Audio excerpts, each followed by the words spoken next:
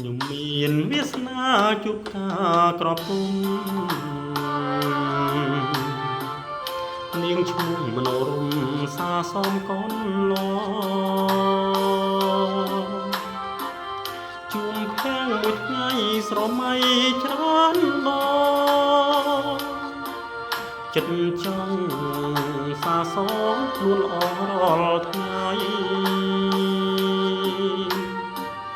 បិទភ្នែកឃើញភាំងហាក់មាននិស្ស័យ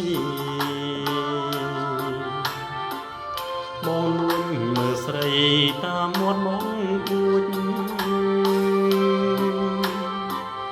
អូនលួចញញឹមពណ៌ស្រីមានខួចដងចិត្ត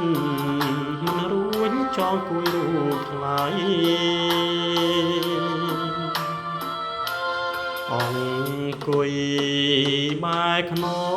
ងដឹងបងធ្វើឲ្យ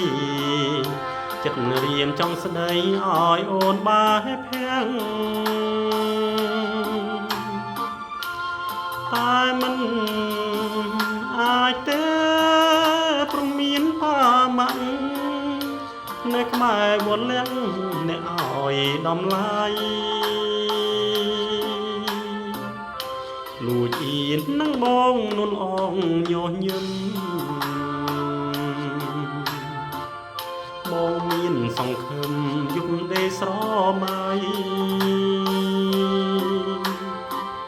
ថាពិនជាបានមនោរម្យកាន់ដៃជាគូនិស្ស័យគ្មានថ្ងៃប្រត់គ្នា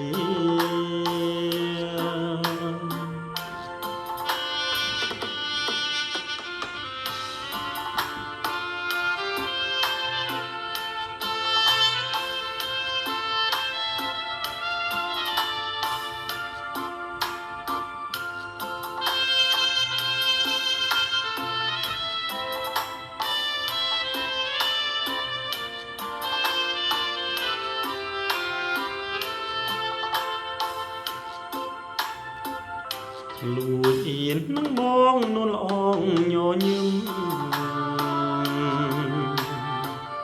បងមានសង្ឃឹមយុគដេស្រមៃថាពិនជាបានមនោរម្យកាន់ដៃជាគូនិស្ស័យគ្មានថ្ងៃប្រត់គ្នា